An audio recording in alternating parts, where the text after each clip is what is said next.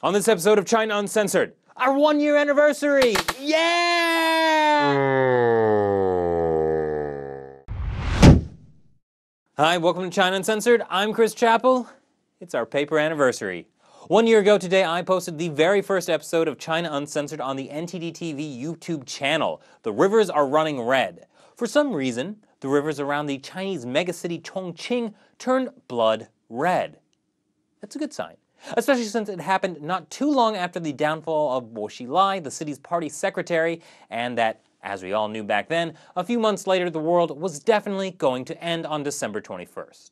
It did happen a few months before the 16,000 dead pigs showed up in a river outside of Shanghai, but I'm pretty sure those were unrelated. So anyways, I have a special treat for you today. I'm going to show you one of the original pilots for China Uncensored, back when I was calling it China Unscripted. Now, originally, I didn't want the show to be entertaining at all. I wanted to make a serious, hard-hitting show about Chinese politics. It sucked pretty bad. So then I made the pilot I'm about to show you. This was my first attempt at trying to be funny. I don't think I ever figured it out. So this is pretty awful and embarrassing. There were some basic things I didn't understand, like you should sit up straight in front of a camera. But just in case you don't make it through this, I wanted to thank you all for the support you've given me this past year. The show has grown so much, and it's been a blast making it and hearing from everyone who watches the show.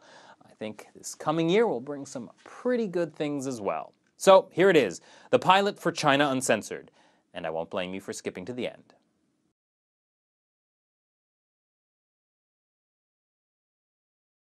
Welcome to this week's show. I'm Chris Chappell, and this is China Unscripted. I'm scripted, China isn't. Corruption takes many forms. It's not always a high-profile official embezzling construction funds or a New York hot dog vendor charging tourists $5 a dog. Oh, sometimes it's a little subtler. We first heard about this story on China's state-run CCTV. In the report, a man called Mr. Wang was suffering from prostate problems. He went to a reputable hospital in the Jiangxi province and spent a small fortune on treatment, but wasn't cured. A reporter heard about Mr. Wang's story and decided to do what any of us would do in the same situation: defraud several of China's biggest hospitals. First, he went to a state-certified hospital in Beijing, got a full physical exam, and walked away with a clean bill of health. Then he went to Shijiazhuang City, it's pretty close to Beijing, to the Boda Hospital. Their website says it's one of the top hospitals for male disorders. It's a big place, very luxurious. And so in the urine test, he gave them green tea. And when the results came back, it turns out he was pretty sick. The doctors told him he had a lot of problems with his prostate, and a week of treatment would be about $100.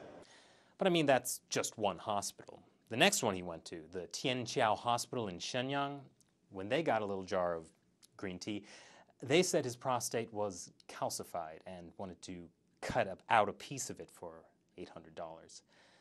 But then he went to a really good hospital. I mean, this is the real deal, the Jiulong Male Hospital in Chongqing City. It's one of the very best in China, very high tech. The website says they have, this is just a direct translation, a nuclear energy photon treatment. And that's just what they wanted to use on him in a 7-day treatment that would cost over $1,000. I always thought green tea was supposed to be good for you. The story broke and the Weibo boards were a frenzy, calling out on the corruption in the hospitals throughout China. One commenter, going by the screen name Fei Longli Wei, said, "If you're not sick, then go to the hospital. You'll get sick." A multi-million-dollar blockbuster is getting some major attention in Chinese press, but it's probably not a movie you've ever heard of. It's called Chinese Railways, a 5-minute promotional video for Chinese railways. In this promo by the Ministry of Railways, you can see such exciting footage as trains running. It cost nearly $3 million. Netizens have marveled at how it possibly could have cost so much. That's probably why authorities began a corruption investigation.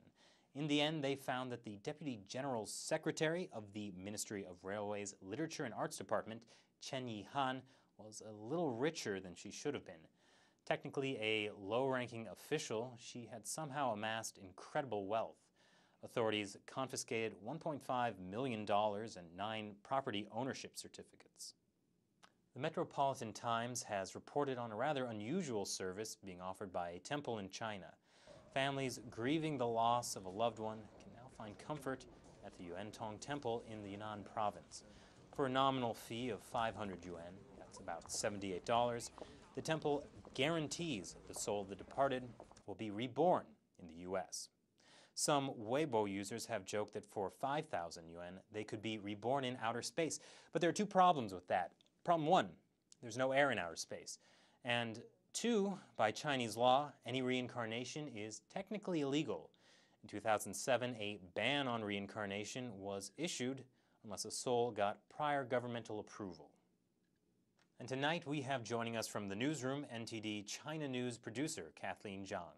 Hi Chris, how are you? Now, the first thing I want to ask about is, since we just brought it up, is the reincarnation ban. Well, the reincarnation ban actually focuses specifically on Tibetan Buddhists. They're not allowed to reincarnate without prior government approval. Well, of course, this raises questions about the Dalai Lama. And actually, the Chinese government, or Chinese officials, have described this ironically as the State Administration for Religious Affairs taking an important move to institutionalize the management of reincarnation, aka the Dalai Lama. Now, the Dalai Lama has actually responded to this. He said that he is not sure. He's going to leave clear written instructions, but he's not going to talk about this for a few years. He's like 77 now, I believe, or 76. He's not going to talk about it until he's about 90.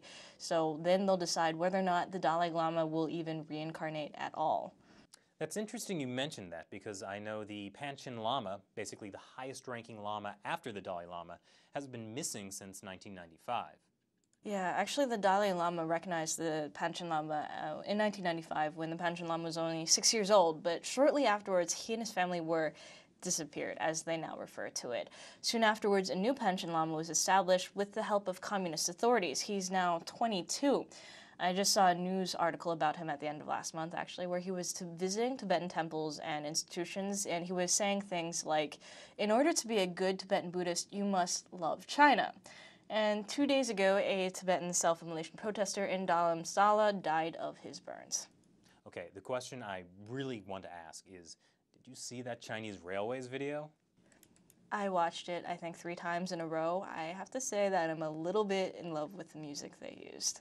So, of course, the woman responsible is now facing corruption charges, but this has been a problem that's plagued Chinese high-speed railways.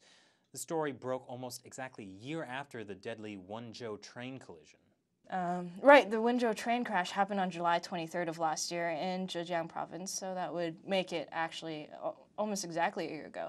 There are allegations of corruption surrounding that whole thing, which seems to be your theme today, Chris.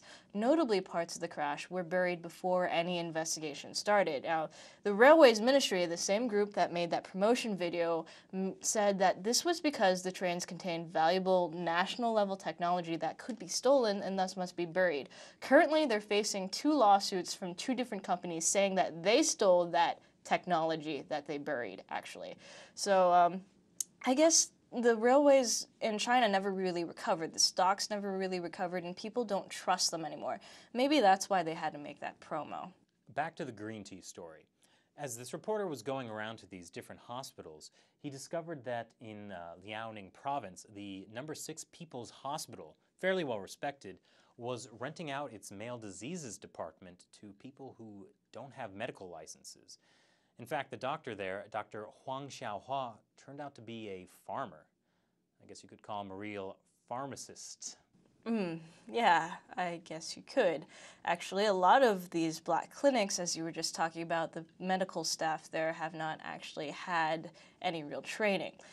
That's not the draw. The real draw is that they're 10 times more likely to be, they're likely to be 10 times cheaper than an actual clinic. So China is right now, a lot of the poorer families or a lot of migrant workers can't afford to go to an actual clinic, which is why these black clinics sort of have a marketplace. And that's, I guess, you know, I was actually reading up on this, and I wanted to read this China Daily article that I found from a few years ago. I think most of the stories about this came out in 2009. And that China Daily article, I kid you not, I couldn't find it on the website. It said 404 not found, but that headline was China's Black Clinics Help Migrant Workers. And that's true because they can't afford anything else. Then again, they're also exceedingly unhygienic, and misdiagnoses happen all the time. The BBC actually did an investigative report also in 2009 about black clinics. Okay, Kathleen, we're out of time, but thank you for joining us on the show today. Thank you, Chris. Once again, my name's Chris Chappell. Thanks for watching tonight. So thank you again for the incredible year. It's been more than I ever could have imagined. Here's to another 1,000 years.